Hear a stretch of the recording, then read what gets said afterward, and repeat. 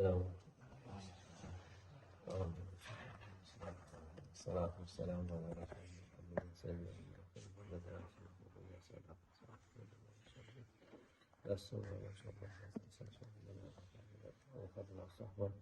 والخير في الجميع.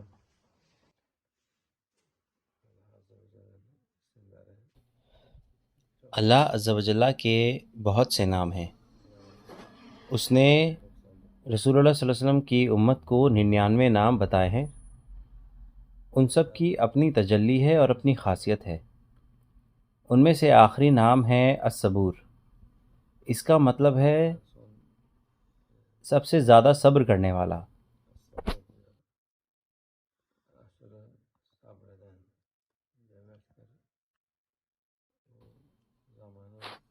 صبر کی تجلی اس وقت کے لیے مقرر کی گئی ہے، کیونکہ برائی، نافرمانی اور گناہ اتنے کبھی بھی نہیں ہوئے جتنے اس وقت میں، اور وہ یہ سب چیزیں صبر چاہتی ہیں۔ آج کل کے لوگ کہتے ہیں کہ یہ ایسا ہمارے ساتھ کیوں نہیں ہوا؟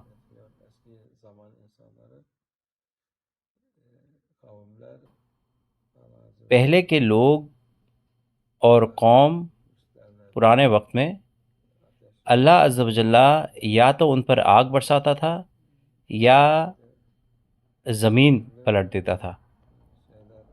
اس نے ہر طرح کی سزا دی ہے، لیکن انہوں نے 1000واں حصہ بھی نہیں کیا تھا جو آج کل ہو رہا ہے۔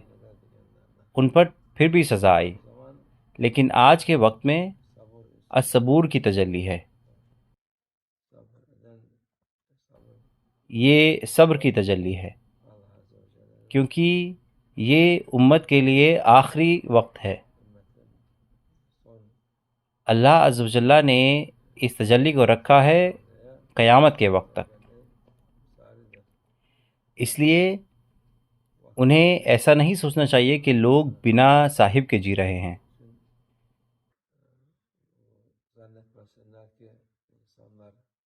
ہم ایسے ہی آئے ہیں اور ایسے ہی چلے جائیں گے۔ اللہ عز و جل ہر چیز کا مالک ہے، اسی کا راج ہے۔ انسان اور گرتا جا رہا ہے۔ وہ اپنی نفس کی اطاعت کرتے ہیں اور ہر طرح کی برائی کرتے ہیں۔ وہ سوچتے ہیں کہ کوئی حساب نہیں ہوگا۔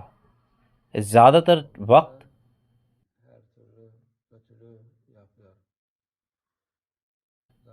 لوگ ایسا کرتے ہیں یہ سوچتے ہوئے کہ کچھ نہیں ہوگا، پھر وہ افسوس کرتے ہیں جب سزا آتی ہے اور کہتے ہیں کہ یہ کہاں سے آیا۔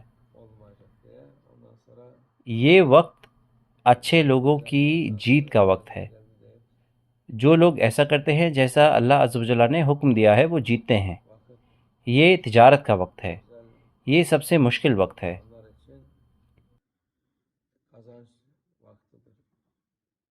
لیکن یہ وقت تجارت کے لیے سب سے اچھا ہے۔ ہمارے پاس اور زیادہ اجر ہے۔ اجر اور ثواب جو اللہ عز و جل دیتا ہے وہ مشکل کے حساب سے ہوتا ہے۔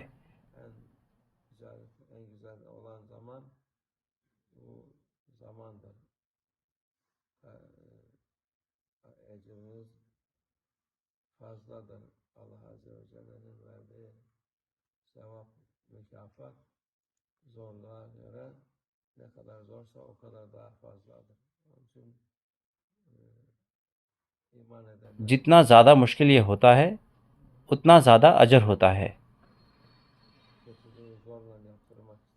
مومنوں کے لیے بہت ساری مشکلات ہیں۔